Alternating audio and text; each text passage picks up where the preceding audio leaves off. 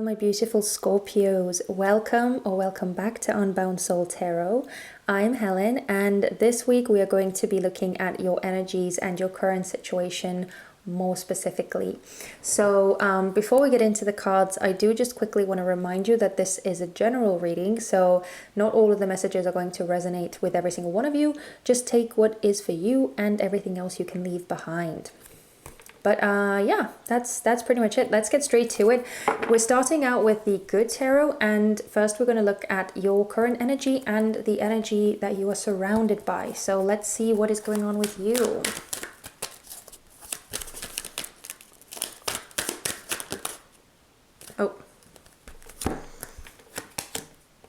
Oh. I wouldn't normally take two, but for some reason, I mean, I've had a couple of instances where I've had to take two, but yeah, it feels like, I don't know why, but these two cards, I feel like have to be together. We have the 10 of air with the 2 of air, so the 10 of swords with the 2 of swords in traditional tarot, and then the underlying energy is the 9 of water, or the 9 of cups, which is such a bizarre combo, or trio, I should say. Very bizarre trio coming out. It's interesting because I'm kind of like, I'm not really understanding this 9 of water, because with the 10 of air and the 2 of air, it almost feels like you're trying to hold on to something that is clearly on its way out, that is clearly coming to an end. But it feels like you're trying to kind of keep the situation going, or you're trying to balance it, and yeah, just as I said, kind of keep it going, trying to remain unmoving, trying to remain where you are. So with the 9 of cups could indicate that you're just that emotionally speaking, you feel secure in this situation, or this this energy that you are in. But it feels like this change, this shift is happening whether you like it or not, because the 10 of air is it's a very like a final card. It's the end of the road. There's nowhere else to go beyond this. So there's yeah, I'm not sure what this is. So let's get the other card out as well, and then maybe we'll get a bigger picture.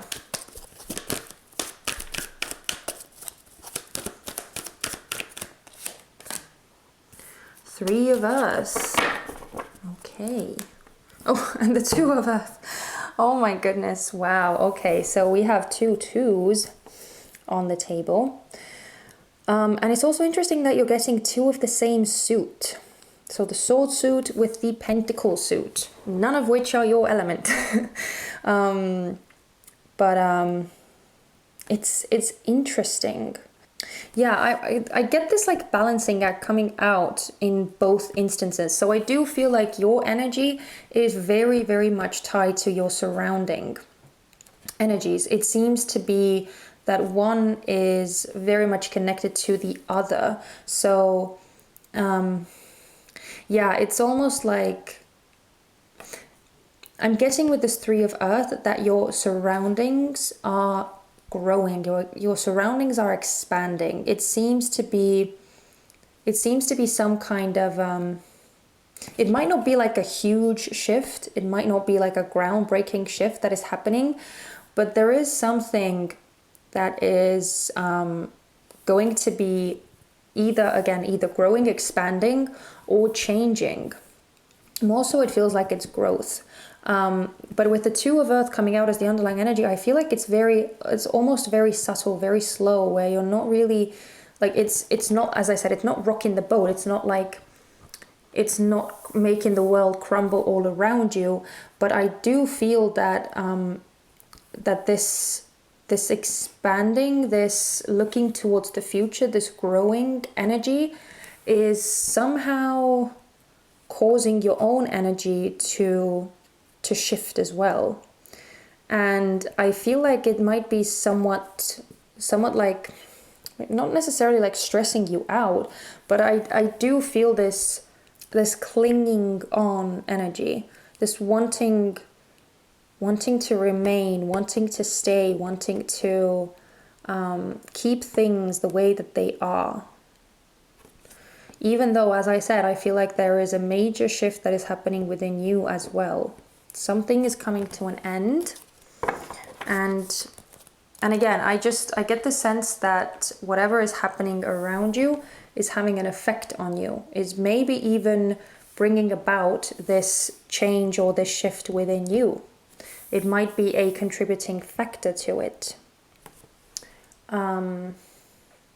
But in any case, with both of these, oh my goodness, behind that, I'm just going to show you. Behind that we have the Three of Air. So both of these like balancing cards coming out, trying to yo-yo and trying to, yeah, just trying to keep several things afloat. I feel like it's almost you trying to keep the old way of being alive, and also manage the new energy that is slowly but surely coming in. But with the Three of Air behind it as well, as I'm saying, I feel like the environment is playing a part in this internal shift of yours. And I do feel like it's something you're not necessarily wanting. I feel there's a certain reluctancy on your part to move or to change, to shift things. Something is, it's almost like something is falling out of your control and you don't like it. You definitely don't like it. But let's get the other cards out as well. I want to get some more information about your situation. So this is the Wizard's Tarot. I'm going to lay out a spread from the Wizard's Tarot guidebook. So I'm going to lay out all the cards. I'm going to do the spread somewhat differently this time. So I'm just going to speed you guys through this section, and then I'm going to talk you guys through all of the cards.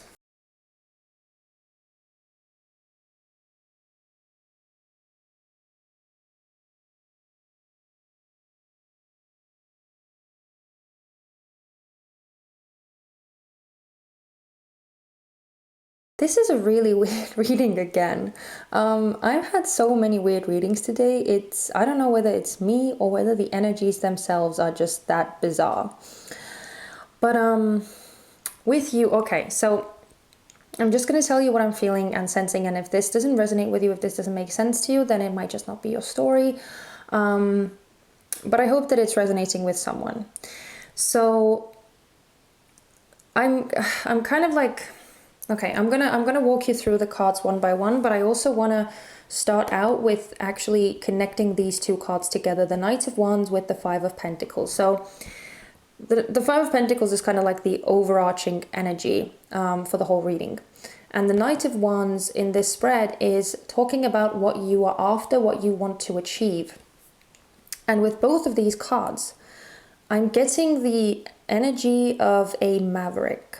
I'm getting an energy of someone who is wanting to go down their own way, kind of maybe somewhat a rebellious nature, not really wanting to follow the beaten path, almost wanting to be somewhat of a recluse, or not part of the great big system and the normal way of doing things, or abiding by the rules of society or something like that. It's very much like, I'm just going to go my own way, do my own thing, and I don't really want to have to abide by anyone's rules or do what anyone tells me to do. It's that kind of energy. And I hope it didn't sound like bratty, because that's not the energy that I'm feeling. It's not like a spoiled or bratty kind of attitude. It's more so just wanting to follow your own path, really. That's kind of what it is. But when we look at the Nine of Wands over here, The Nine of Wands is representing the challenge that you are facing in the situation. And this card is kind of, I don't know how to say it, but it's almost like there is a wall that you just can't get past. Like almost that there is this, that your path is going to be barred no matter how much you want to go down it, and no matter how much you want to ignore everyone around you or everyone's opinions around you. Again, there's this, as I said, this reluctancy, this almost this, I can't think of the word in English and it's bugging me so much. There's this attitude of just like not wanting to let go of what you have like envisioned for yourself, or what you have planned for yourself, what you have thought was going to be your path, something like that. And I can already feel and sense that this reading is probably going to irritate or annoy some people. It's going to push some buttons, and most likely it's not going to be what a lot of people want to hear. Especially if this energy is something that you are resonating with, if you are recognizing yourself from this, then I'm really sorry that this reading is kind of saying some things that you probably don't want to hear. But yeah, it's this reluctant energy that I'm sensing with this energy.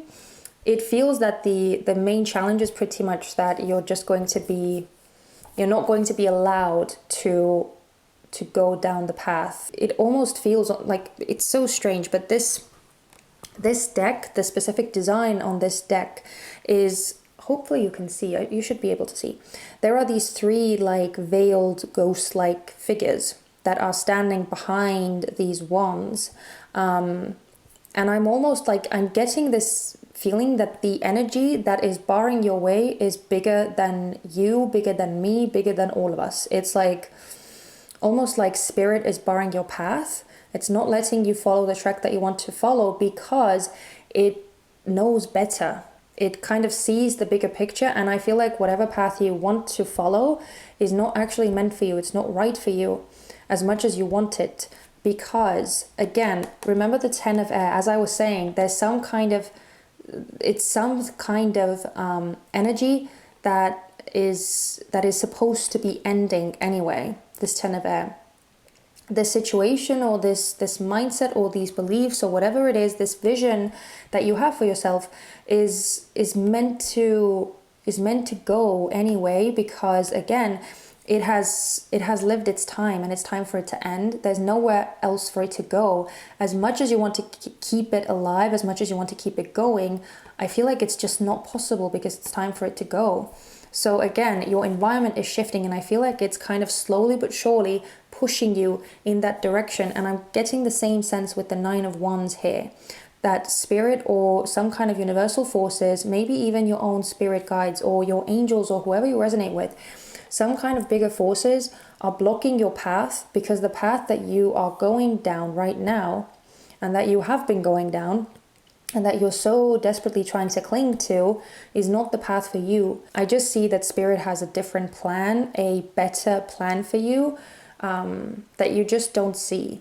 Now, looking at the moon and the Seven of Pentacles, I hope that this part didn't like discourage you completely. So if you're still watching this, then yeah, thank you so much, because it does get better. Trust me, it does get better.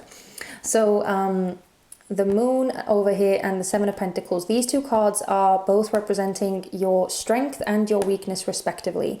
So the moon in reverse, this is talking about your most helpful strength in this situation. And with this, I'm just getting the feeling that your biggest strength is that you are no stranger to uncertainty, to things you can't see, to the unknown, to the mysterious, to the deep, the dark, the scary. You're no stranger to that. That's kind of like your home habitat. You're not afraid of it because that's kind of your element. That's what you kind of have control over, being the ruler of the 8th house and having Pluto as your ruling planet. You're very much in touch, quote unquote, in touch with the underworld. So you're no stranger to these things. So I feel like the fact that you're not scared, the fact that you are able to push through things that might be like terrifying and petrifying to other people, you will just bulldoze through them. So that's kind of your strength in this one. And I also want to say that with the moon, I feel like you have the ability to kind of see through some veily stuff that other people might not be able to see through, where things are so hazy, so cloudy, and just so like unknowable. Somehow you see beyond that, or you see the point in that. So I feel like even though this path of yours is barred, and even though you are trying to hold on to it, when it comes to it, and when you truly face this block, this dead end where you just can't get past, I feel like you're kind of going to see that there is a point in that it's not just a random coincidence that the path that you are trying to follow is being blocked for you, no matter what you do. I think you're going to be able to see through it and see the bigger picture, see the deeper meaning behind that. Know that there is a better plan in place. So tap into that, tap into your ability to be in tune with your intuition, to be in tune with your more mystical, your more psychic side. And again, your ability to bombard through the scary, the unknown, the dark, and the unfamiliar path that others might be scared to go through. So tap into that. And the Seven of Pentacles in reverse, which, as I said, was kind of like talking about your weakness, or something to avoid doing in the situation. And this is kind of telling me that you might be lacking in patience. That the one thing that might trip you up is that that you might not have the patience to deal with this situation, especially if the clarity or the result is not revealed to you quickly. So this like lack of patience is something to be mindful of here, because again, I feel like this is somewhat of a longer journey. But I also want to say with the Seven of Pentacles that I'm kind of getting again the sense of this like stubbornness, where you really want to hold on to something that you have a plan for, or that you have in mind, even if it's not actually working out. So two things: lack of patience, something to look out for, and also this stubbornness, this unwillingness to let things go, even if they're not actually working for you, even if they're not meant for you. But if you believe that that it's something that you want, you're having a very tough time letting it go. So these two things might be something that, again, kind of make this journey more difficult for you, but it's good to be aware of them, right? It's good to be aware of the pitfalls in the situation. And lastly, we get to the Eight of Pentacles. Now, the Eight of Pentacles is symbolizing the advice for you on how to proceed in the situation, how to overcome the obstacle. And because it's the Eight of Pentacles, I kind of just get that the advice here is to just work with the energies, to adapt, to adjust, and to work on following this new path that is going to be opened up for you. Because again, I do feel that your environment is changing, it is growing, it is expanding. There's some kind of shift that is happening there. Even though you are not able to see it right now, for some reason, I feel like it's not readily like apparent to you right now, but it is shifting, it is changing. So the best advice for you, because as I said, it feels like this wall is insurmountable. You can't break through it, you can't go around it. It's just something that is barred for you because it's not meant for you. This track is not meant for you. So the best advice for you is to work with spirit and to work with the energies that are being presented to you as you go. Okay, wow. So this was something else. I hope that this reading it made sense to you.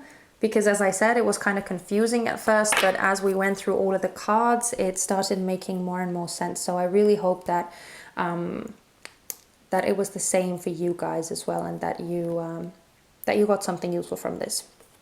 But before I close this reading out, I also want to give you a couple of oracle cards. We're going to start with the Queen of the Moon Oracle deck. See if we can get any last pieces of advice for you. Oh. Wisdom. Yeah. Oh, and the masculine. Okay, interesting. So, yeah, with wisdom, it's kind of just, to me, it's again, and it's even interesting how this deck is illustrated, because it's like, do you see how she's reaching for the stars, or she's like looking at the moon and the stars in the sky? It's kind of telling me, or telling you, it's kind of telling you to look beyond the obvious, the apparent. Again, it's kind of tying me to the moon card here, or it's dragging me back to the moon card, where, as I was saying, you have this strength to see beyond the veil, because first of all, you are a water sign, which all water signs are kind of more intuitive, more sensitive anyway. But because you are Scorpio, again, ruler, kind of quote unquote ruler of the underworld, so to say, you are more so in touch with the other side than most other signs are. So again, it's something that you can so tap into and so use for your benefit in this instance, to be able to see the bigger picture, to know the reason, to know the meaning behind this blocked road, to see beyond what is apparent.